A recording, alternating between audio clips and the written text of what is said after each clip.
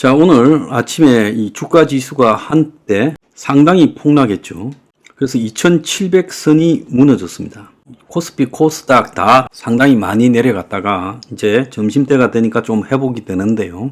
자, 선거 영향이라고 보고 있는데 앞으로 주가 지수가 많이 내려갈 거라고 저는 보고 있습니다. 앞으로 한 두어 달 동안에 한국의 주가 지수가 상당히 많이 내려갈 거다. 자, 주가 지수 못지않게 지금 오늘 충격적인 부분이 하나 있습니다. 지금 환율이요, 1364원이 지금 됐습니다. 자, 이 환율이 앞으로 계속 폭등할 거라고 보여지고요. 자, 4월 1일부터 4월 10일 사이에 수출은 21.6%가 이렇게 올라갔는데 무역 수지는 마이너스 20억 달러 적자라고 합니다. 지금 환율 인상되는 부분과 자, 무역 수지가 계속 적자가 나고 있는 부분, 이것은 유가 인상하고도 관계 있겠죠. 자, 유가는 지금 두바이유, 브렌트유가 배럴당 90불을 넘어가고 있습니다. 가장 중요한 것은 총선 이후의 부동산 문제입니다. 자, 지금 부동산 PF를 총선 이후로 억누르고 다 밀어놨죠. 자, 이제 총선이 끝나버리고 난 다음에 부동산이 과연 정부의 뜻대로 관리가 될 거냐. 자, 그래서 부실 브릿지론이나 부실 PF 사업장이 경공매가 되거나 그런 것들이 CR 리처라고 해서 리처에 떠넘길 수 있을 것이냐. 자, 이제 그 결과가 나올 거라고 봅니다. 저는 어려울 거라고 보고, 자, 지금 힘이 빠진 정권에 경제정책 관료들이 목숨 바쳐 충성하지도 않을 것이고 야당이 이런 문제에 대해서 관여를 할 거라고 봅니다. 국회에서요.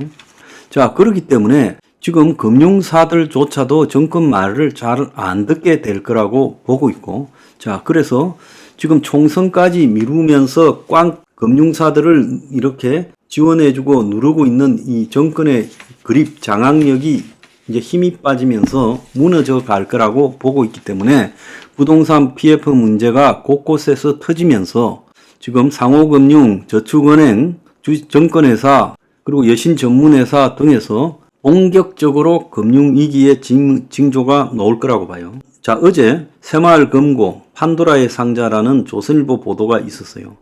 새마을금고가 바람 잘 날이 없이 여러 가지 사건 사고가 있었는데 심지어 금고 중앙회 회장도 억대 금품을 받은 혐의로 불명예 퇴진해서 재판이 진행 중인데 양문석이가 11억을 새마을금고에서 받았는데 새마을금고 사고에 공통점이 있는데 장기에 걸친 불법이 저질러지는데 위에서는 까맣게 몰랐다는 거다. 그 양문석이 같은 사태가 수두룩하고 그럴 때마다 새마을금고 관리감독을 이관해야 된다 이야기가 나오지만은 이번에도 역시 허지부지 갈 것이다.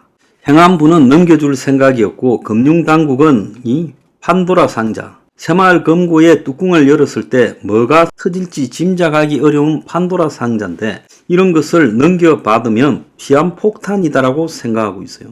그래서 비슷한 상호금융인 신협, 수협 등이 IMF 때부터 공적 자금을 지원받은 이후 꾸준히 구조조정으로 그나마 좀 체질 개선을 통해 투명해져 왔는데 새마을금고는 그동안에 수십 년 무풍지대라 누적된 문제가 상상 이상일 거라는 거죠.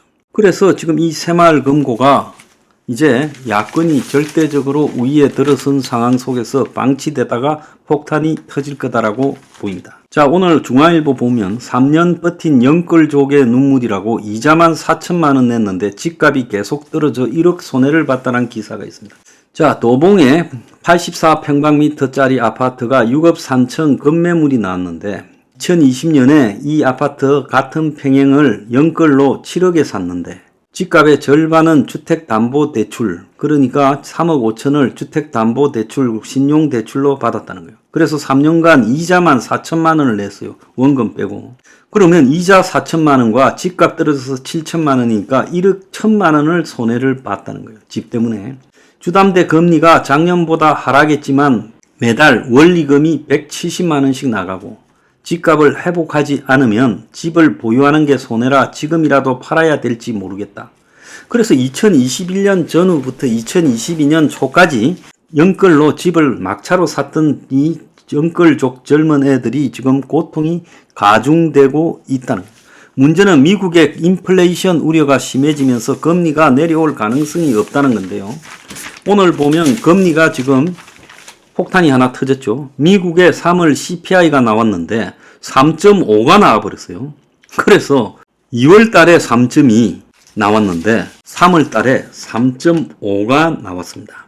지난해 9월 이후 6개월 만에 가장 높은 수치가 나왔고 주거비와 휘발유 가격이 물가 상승세를 끌어올렸고 그는 CPI는 2월 달하고 똑같은 3.8이 나왔다는 거예요. 그래서 3.5라는 숫자 때문에 미국에서 지금 연준은 금리 인하가 7월 달에도 어렵다. 그래서 이런 높은 물가 속에서 금리 인하하는 것이 불가능하다.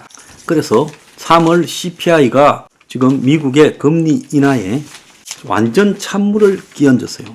그런데 이게 이번 달만 그런 게 아니라 석 달 연속으로 지금 뜨거운 물가가 지속되고 있어요. 지난 12월에 3.4, 1월 달에 3.1, 2월 달에 3.2, 3월 달에 다시 3.5가 돼버렸습니다. 그래서 이 미국의 물가가 잡힐 수 있는 것인가가 근본적으로 지금 의문이 제기되고 있고 그래서 미국은 금리를 쉽게 못 내리는 쪽으로 지금 충격적인 이 상황이 진행되고 있어요. 자, 그러면 미국이 금리를 못 내리고 5.5를 유지를 당분간 해야 되고 내리더라도 0.25 정도나 내리고 끝날 수도 있고 미국이 심지어 8%까지 금리를 올려야 될 거라는 이야기까지도 제기되고 있어요. 자, 이 속에서 부동산 PF는 이제 어떻게 될 것인가?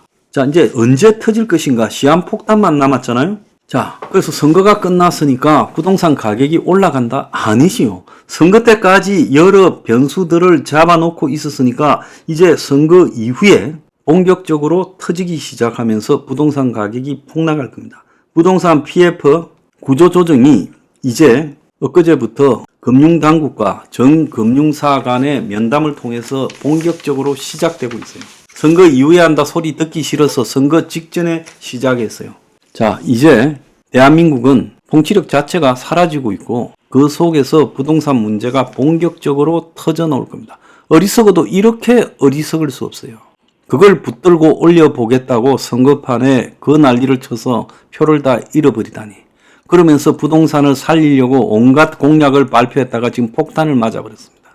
결국 부동산이 윤 정권을 보내버렸어요. 부동산에 대해서 어떻게 대처해야 될지 그렇게 판단이 안 섰습니까?